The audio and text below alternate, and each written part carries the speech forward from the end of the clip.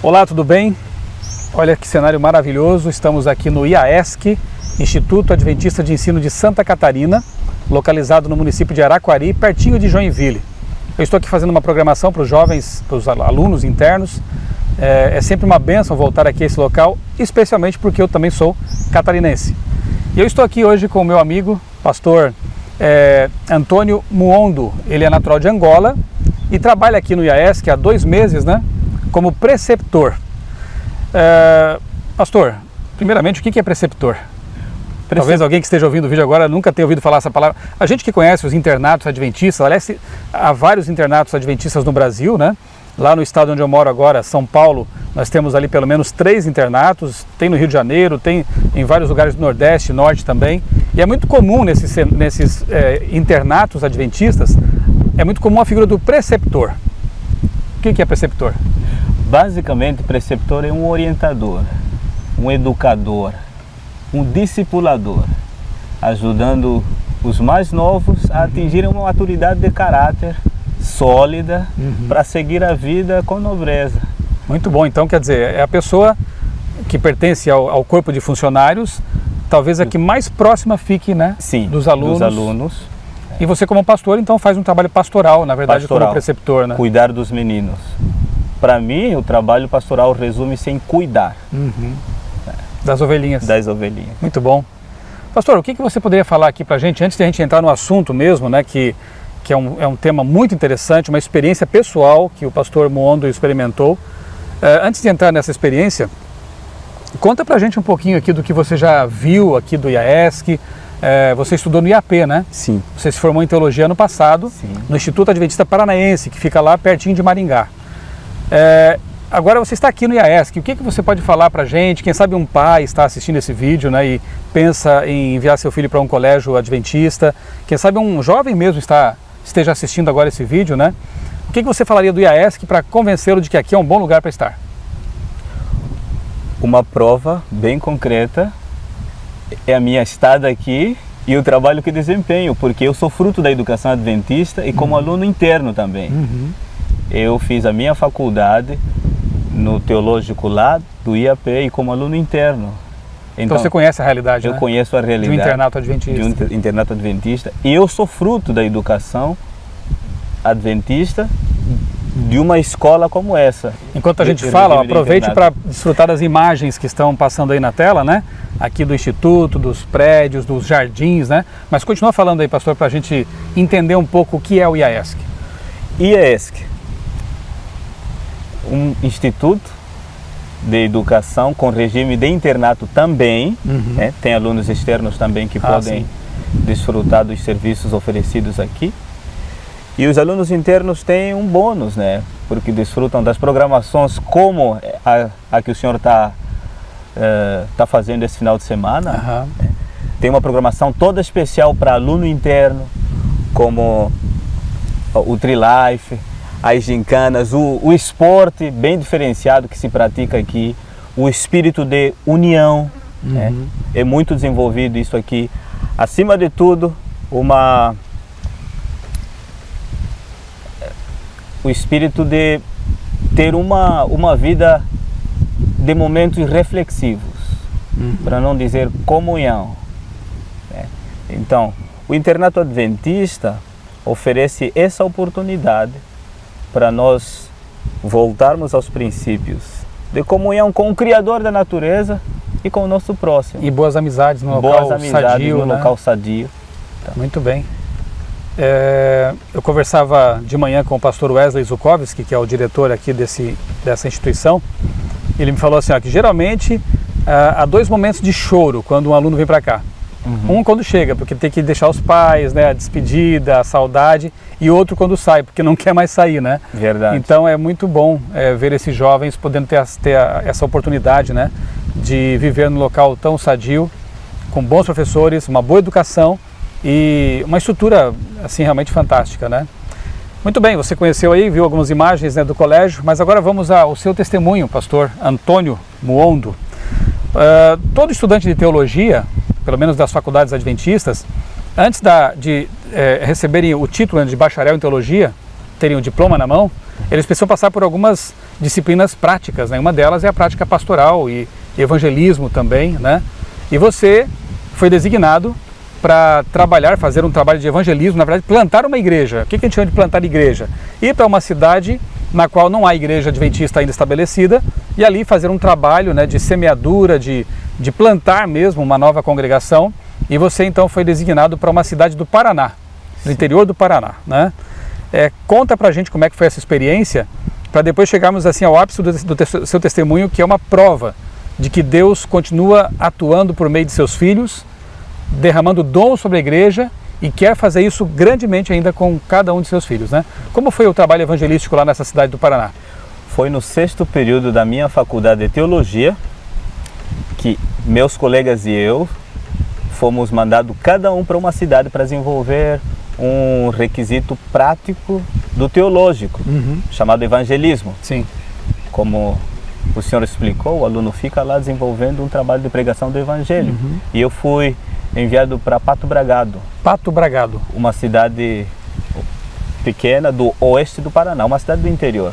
Uma cidade de colonização alemã, colonização alemã. Uma cidade muito boa, organizada, limpa, né? Autossustentável. Quando eu entrava naquela cidade, eu achei um cenário muito diferente. A partir dos portais, eu já via que a bandeira era uma bandeira alemã. E eu me interrogava, como pode uma cidade brasileira com um cenário alemão? Eu não sabia que o Brasil tinha colônias alemãs. Especialmente aqui no sul do Brasil, né? Sim. O estado de Santa Catarina mesmo, ele tem as maiores colônias alemãs, né? Foram pastores alemães que vieram para cá e começaram a pregar entre os alemães. Aqui pertinho do IAS, que tem Blumenau, Brusque, Pomerode, Timbó, né? Que são municípios em que ainda a gente percebe assim fortemente a cultura alemã. No Paraná também isso existe, né? E no Rio Grande do Sul, naturalmente, também há muitos descendentes de alemães. Mas como foi lá? Na grande maioria nesses 3 estados do sul, né? Sim. Então, eu fui lá animado, expectante. Meu coração transbordava da alegria e de muita expectativa. Porque afinal de contas, o que eu levava lá é um tesouro, o evangelho. E eu estava transbordando alegre para partilhar. E não havia igreja adventista lá? Não havia igreja adventista. Era uma cidade que a igreja adventista considera missão global. Sim. Posto lá, a primeira fase do programa todo que eu fui desenvolver lá é conhecer a cidade e me fazer conhecido. Basicamente isso. Enquanto eu passava, dia seguinte, eu cheguei numa tarde, passei a noite lá no espaço em que a organização tinha alugado para eu ficar. Dia seguinte, de manhã cedo, fiz minha meditação pessoal, resolvi sair para conhecer a cidade, conhecer as pessoas. Quando eu digo conhecer a cidade, né, mais do que a estrutura física, conhecer as pessoas. Fazer contatos. Fazer contato. Eu percebi que logo na minha primeira saudação, de um bom dia, né, que eu sei que o brasileiro também é bem caloroso, né, que nem o africano, nós temos isso em comum, esse calor humano aí. Cumprimentei, bom dia! O pessoal não respondeu. Eu dei o benefício da dúvida. Sim. Sei não, talvez não ouviram. Eu cumprimentei novamente. Muito bom dia! Eles simplesmente olharam para mim e não responderam. Eu continuei dando o benefício da dúvida. Fui caminhando, cumprimentando o pessoal. Eu lembro que um jovem respondeu a minha saudação, mas com muita indiferença. Nem abriu a boca, só olhou para mim e acenou positivamente assim. E foi quando eu comecei a entender que era o jeito deles. Era o jeito deles. Bem diferente do meu, porque eu esperava, né, um brasileiro mais caloroso, mais aberto, né? Mas ali eu tive conhecendo uma cultura um pouco diferente, né? Um pouco diferente da que eu estava acostumado a ver. E isso começou a se tornar uma grande barreira. Quando eu percebi que depois que eles entenderam que eu era estrangeiro, não sou diferente, eu era também estrangeiro, eles começaram a usar a língua alemã como uma barreira. Quando eu chegava num local onde eles estavam reunidos, eu chegava, por exemplo, no bar, bar. No restaurante. No restaurante, porque eu não frequentava bar lá, a menos que fosse para fazer contato, né, para conhecer. No restaurante, eu chegava lá, o grupo que sentava mais perto de mim falava em alemão, resolvia se comunicar em alemão. Mas eu queria me comunicar com eles, e o único meio que eu tinha para me comunicar com eles é a língua portuguesa, né? Eles não falavam meu idioma nativo, e eu não podia falar meu idioma nativo com eles. E eu tentava cumprimentar, entrar no ambiente deles, mas ainda assim, eles insistiam, ousavam falar alemão, sem se importar de que eu estava me interessando por eles. Aquilo foi uma grande barreira para mim. Eu ficava muito triste, porque eles faziam aquilo com propósito de não me aceitar. E eles já demonstraram de maneira clara aqui.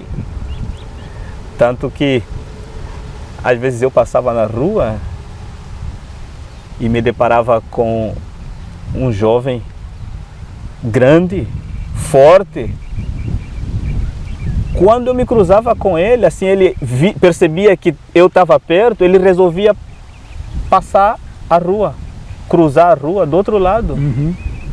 Eu sempre dava o benefício da dúvida, mas até quando eu tinha que aceitar que eles não gostavam de pessoa, não se sentiam confortáveis com pessoa estranha, porque eles se sentem muito bem. Eram muitas barreiras, né? Porque, veja, além de ser estrangeiro, você fala uma língua com sotaque.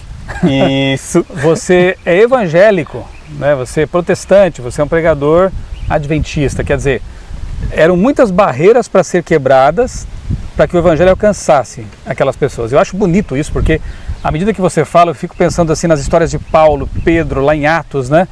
Silas. Eles também tiveram que pregar em outros países, em outras culturas, né? Eu penso em Paulo lá no Areópago, pregando para os gregos, né? Deus, ele é especialista em quebrar barreiras. Você não ouviu nada ainda, né? Porque o milagre vai ser contado aqui. Como Deus, ele faz para alcançar as mentes, né? Com esse tesouro que ele mencionou, que é o Evangelho de Cristo, né? Você enfrentou grandes barreiras. Mas em algum momento você chegou a desanimar e pensar, acho que não sou para isso aqui, eu preciso voltar para casa, esse local aqui é intransponível. Isso chegou a te ocorrer? Em algum momento eu já cheguei a pensar que aquilo não era para mim.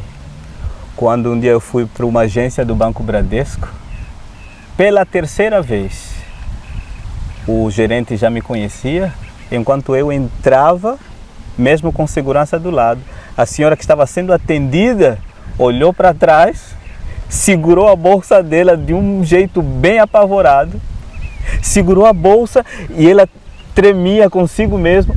Foi preciso o gerente dizer para ela, fique tranquila, esse rapaz é um cliente já daqui. Que coisa.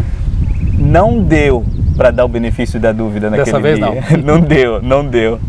Ô, pastor, você foi até ameaçado com uma arma, né? Como é que foi isso? Eu fui para fazer um convite. Aí sim, num bar, né? Num bar. Aí fui num bar. Alguns amigos que tiveram convivendo lá no bar, eu fui para convidá-los, porque o evangelho é para todos. Claro. Não é? Fui para convidá-los. E um dos homens a quem eu cheguei bem perto para convidá-lo, de forma bem educada, o cristão deve ser educado, sim, né? Aí ele disse, sai daqui já, senão eu mato você. Desse jeito. Eu pensei que ele estava só falando de boca para fora. Ele levantou a camisa assim e me mostrou a arma. E o rapaz que estava do lado, ele disse, é verdade, é melhor sair daqui. E eu saí daí. O fato interessante é que o dono do bar se apercebeu da cena e fechou o bar naquela noite e pediu para...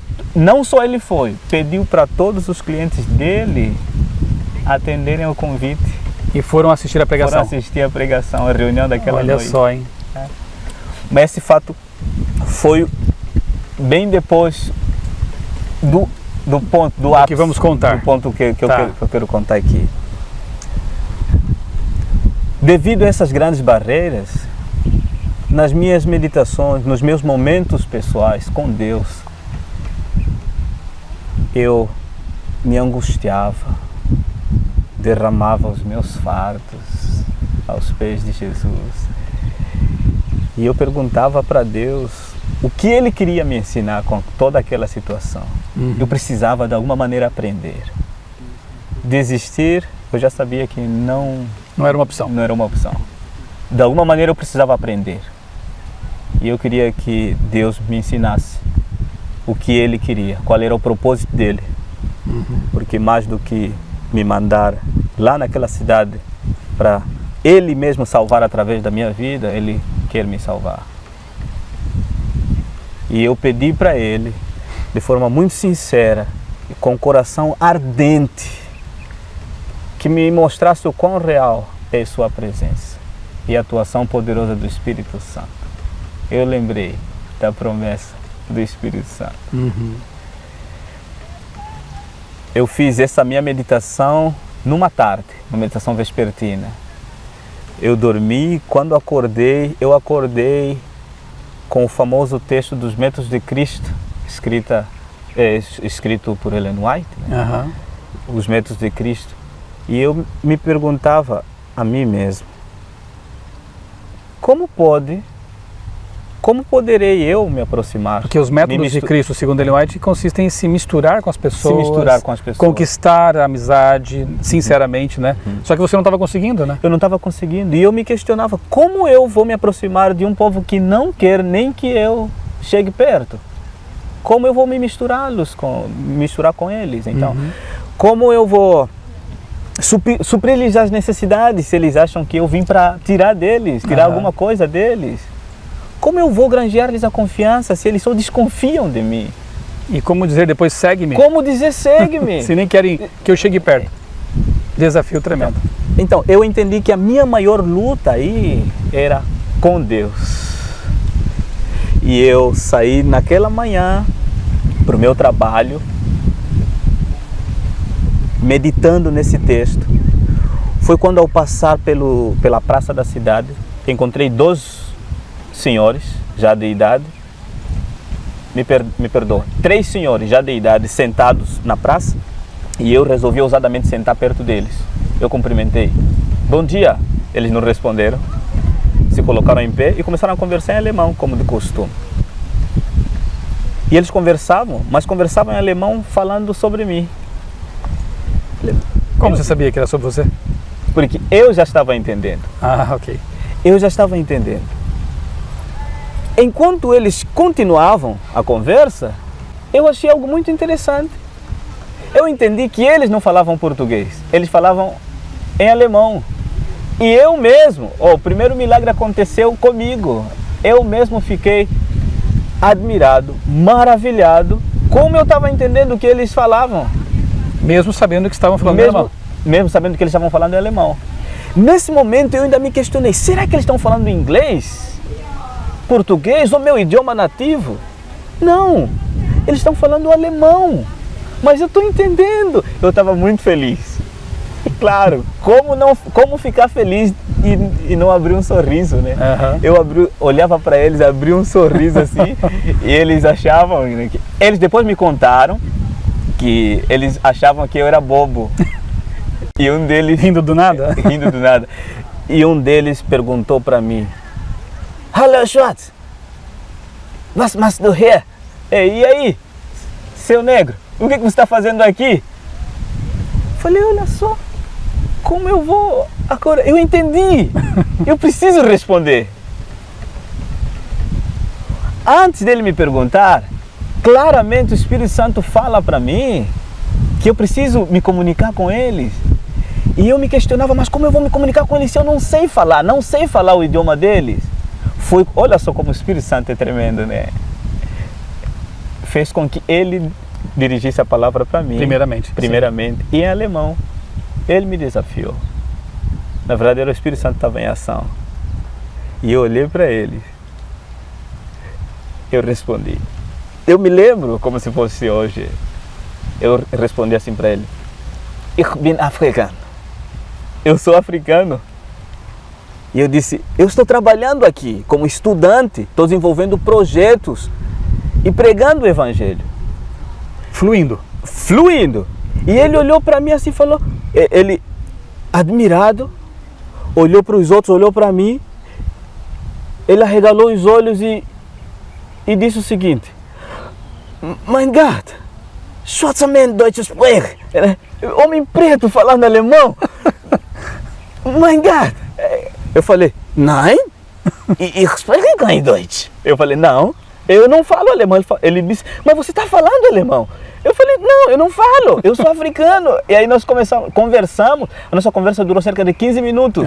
Tudo em alemão? Tudo em alemão. O pessoal que passava na rua olhava assim, primeiro, um homem negro falando alemão, negro, jovem, falando alemão. Porque as novas gerações, mesmo lá, não falam mais praticamente alemão? Sim. Né?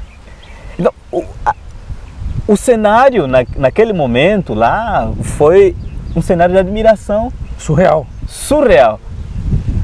O que eles talvez não entendiam é que para mim também. Estava tão surpreso quanto eles. Eu estava tão surpreso quanto eles, porque o Espírito Santo é surpreendente. Nos surpreende a todos Amém. nós. Essa foi uma grande porta, uma grande ponte, que através desse fato, várias outras frentes desse projeto se desenvolveram, se abriram.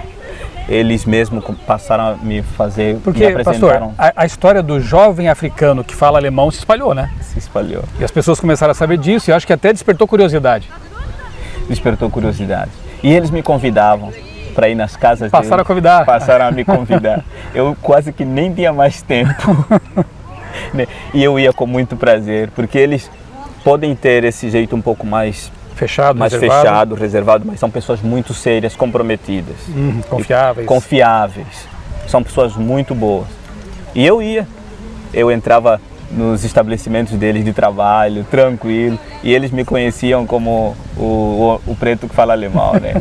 eu aprendi a respeitar, eu sou catarinense, mas não sou de descendência alemã, né? A minha cidade tem mais predominância italiana, Criciúma. Mas eu pesquisei muito e estive muito entre os alemães aqui do Brasil quando pesquisei sobre a história do Adventismo aqui no nosso país. E eu aprendi a respeitar realmente esse povo, sabe? Sim. E é isso aí, como você falou, depois que você conquista a amizade dessas pessoas, é para sempre, né? É para sempre. É uma amizade fiel, uma amizade genuína, então realmente é só preciso perfurar aquela casca, né? Verdade. E realmente conquistar. E Deus promoveu isso, né? Que até hoje, eu mostrei algumas fotos para o senhor. Você está vendo agora aí as fotos, né? E isso aí, essas fotos eu recebi exatamente hoje. Incrível.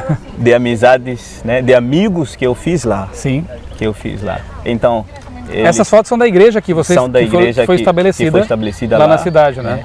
Eles não são amigos fogo de palha, né? Eles são amigos para a vida toda. Para a eternidade. Né? E o Evangelho propõe isso, amizade duradoura. E eles me convidavam para vários eventos na cidade. Como nesse exato período que eu estive passando lá, eles estiveram comemorando os 501 anos de reforma, porque é uma cidade tradicionalmente luterana. Sim. E eles fizeram um evento muito bonito, onde grande parte dos moradores da cidade estavam nesse evento. E eles me convidaram. Olha só. E muitos que não conheciam o preto alemão, eles queriam conhecer. E queriam ver o preto alemão falando em alemão. E aí, você continuou falando? Quando eu cheguei lá... Enquanto você esteve lá, você falou, durante todo o tempo que esteve lá, alemão. O dom permaneceu. Permaneceu esse dom enquanto eu estive lá. Eventualmente eu falava português, para quem não sabia falar português. Fala alemão. Para quem não sabia falar alemão, isso. Mas sempre que eu creio que o Espírito Santo achou necessário, ele usou o dom, me usou com esse dom para esse objetivo específico. Mas terminado o evangelismo aí, cessou. Tanto que hoje você está tendo que, como diz, ralar para aprender, porque você se despertou para a língua alemã, né? Sim. E está estudando agora? Estou estudando agora. Eu estou aprendendo, mas... Mais uma prova de que você realmente não conhecia, porque você está tendo que estudar agora. Eu não conhecia. Prova disso são as pessoas que me conheciam antes. Eles mesmos procuraram ver meu passaporte, meus documentos, porque eles diziam, você já morou num país que fala alemão? Eu falei, não, eu sou africano. A África não tem sequer um país que fala alemão. O senhor sabe disso? Sim. Então, o alemão é totalmente desconhecido. Se fosse o francês ainda, né? Se fosse um francês, mas um inglês, alemão, até mesmo um árabe, até o árabe. Talvez. Mas eu nunca tive contato com a língua alemã. Eu quero deixar para você um convite, que você veja aí na descrição do vídeo um link para o outro vídeo em que aparece o testemunho aqui do pastor Antônio, E eu faço um breve estudo sobre o dom de línguas na Bíblia, né? Leia pelo menos Atos capítulo 2, né? 1 Coríntios capítulo 14, ali Paulo e em Atos, Lucas, né, narrando esse evento, deixam muito claro que o dom de línguas ele é concedido geralmente, principalmente em contextos de evangelismo, né? Para a pregação do evangelho e é capacitação para pessoas que não falam aquele idioma falarem. Atos 2, por exemplo, os discípulos passam a falar línguas estrangeiras, o estranha não é uma boa tradução, né? Mais correta é estrangeira mesmo, línguas estrangeiras que eles não conheciam. Era uma necessidade, assim como o pastor Antônio vivenciou uma necessidade urgente e ele então recebeu o verdadeiro dom de línguas, que é isso, é maravilhoso perceber como o Espírito Santo é o mesmo Espírito Santo que atuou na vida dos apóstolos, continua atuando no nosso tempo, né? E como foi depois, pastor, após esse evento, na sua própria vida, a sua experiência espiritual? Antes eu preciso só mencionar que o que os deixava muito impressionado é que o alemão que eu falava com eles, eles chamavam de Hochdeutsch. Hochdeutsch. Até então eu não sabia o que era Hochdeutsch. Hoch é alto, significa alto. E para eles Hochdeutsch é um alemão elevado, do padrão alto lá da Alemanha. Ou seja, é algo muito interessante. Um detalhe interessante. Quando Deus dá um milagre, ele não dá pela metade. Não dá pela metade. E outra coisa, Deus queria atrair o coração deles ao evangelho que eu levava para eles. Um alto evangelho. Um alto evangelho. Entendeu? Por isso é que eles viam, primeiro, uma pessoa negra falando alemão. E alemão ainda alto já não era mais aquele aquela pessoa que não tinha nada ao que dar. Desprezível, né? Então, Deus me colocou numa posição... Deus honra seus servos, isso é muito bonito. Deus me colocou numa posição para que eu pudesse transmitir o que eu tinha para transmitir. E depois de todo esse fato, meu grande desafio é continuar na mesma frequência. Ter essa experiência real e pessoal com a pessoa do Espírito Santo. Sim. E eu aprendi, resumidamente, 3 grandes lições. Deus permitiu que eu passasse por tudo isso para quebrantar o meu eu. O orgulho espiritual, eu creio que é um dos grandes, se não o maior empecilho para a atuação do Espírito Santo em nós e por nós. Deus permitiu tudo isso para quebrantar o meu eu, para que de alguma maneira me preparasse para ser usado por Ele. Segundo ponto, Deus fez esse milagre com um propósito específico, pregação do Evangelho. Sim. E sempre que Deus usa o dom de línguas, pregação contexto do evangelismo, né? Terceiro e o último, é que Deus sempre que faz um milagre, e Ele revelou isso através da vida de Jesus Cristo, sempre que faz um milagre, Ele está dando um recado. Não quer que foquemos no milagre em si, mas no recado que Ele está dando, né? Jesus, quando curava um paraplégico, dizia, no reino do céu não vai haver mais doença. Quando recitavam um morto, dizia, no reino do céu já não vai haver morte. Então, eu entendo que o recado que Deus está dando com este milagre não é para convencer as pessoas que uma pessoa negra falou alemão. E o meu objetivo não é convencer de que eu falei alemão. Não. Deus está dando o recado do seu profundo desejo de derramar o seu Espírito, a sua igreja. Não é uma coisa exclusiva para um ou para outro, né? Isso. Porque a promessa de Deus é derramar o seu Espírito em resposta à oração. Derramar o poder do Espírito, né? Eu também penso assim, pastor Antônio, que quando o Espírito Santo concede um dom verdadeiro, o que desperta em nós é a humildade. Eu conversava com o pastor Antônio lá, antes de gravarmos esse vídeo, né? E eu percebi, sim, aqui um homem humilde. Alguém que percebeu que ele é apenas um vaso, um instrumento limitado, como também sou, como você é. Somos apenas seres humanos falhos, né? Pecadores, e no entanto Deus ele tem alegria de nos usar a despeito de nossas limitações. Verdade. E o pastor Antônio disse que essa experiência o fez sentir-se ainda mais humilde nas mãos de Deus. Isso é muito bonito, né? E outra coisa que fica muito clara, tem pessoas que falam assim de maneira equivocada, né? A Igreja Adventista não tem o dom do Espírito, né? A Igreja Adventista não crê no Espírito Santo, mas que coisa mais absurda dizer isso, né? Como não crer na terceira pessoa da divindade, né? Portanto, é bom que fique claro isso, né? De que nós, adventistas, obviamente que cremos no dom do Espírito Santo, Só que no verdadeiro dom bíblico, né? Existem muitas contrafações no mundo hoje, você precisa ter certeza de que aquilo que você crê, aquilo que você segue, é realmente o dom prometido por Deus em sua palavra. A Bíblia é a regra de fé e prática. A Bíblia é o manual que deve nos ajudar a entender, como diz João, né? Provai os espíritos para ver se eles procedem de Deus. Somente pela Bíblia conseguimos fazer essas provas, né? E obviamente que ao conversar aqui com o pastor Antônio, ver os frutos, né, desse trabalho, uma igreja estabelecida, almas, pessoas convertidas, a gente vê que isso proveio de Deus. Pastor, um último recado aqui para os nossos telespectadores, alguém que se colocou nas mãos de Deus, mas que entende que não é um dom exclusivo seu. Na verdade, Deus quer conceder a todos, né, dons espirituais para a pregação do Evangelho. O que você diria para animar um irmão que esteja nesse momento, um amigo, um cristão que esteja nos assistindo agora? Queridos, Deus está muito desejoso em derramar o seu Espírito em resposta à oração, a uma posição de humildade nossa. Ele está disposto em derramar esse dom do Espírito Santo com o objetivo da pregação do Evangelho e, acima de tudo, para nos salvar e nos usar como instrumento de salvação dos outros. Nós precisamos estar preparados. A chuva do poder do Espírito Santo já cai, nós temos que nos molhar. Amém. Deus tem pressa, Ele não vai tardar. O meu grande objetivo não é convencer-te de que eu falei alemão. É testemunhar de que o Espírito Santo é competente. O Espírito Santo é competente. Amém. É seu privilégio fazer parte da missão de Deus. A Amém. Missão é de Deus.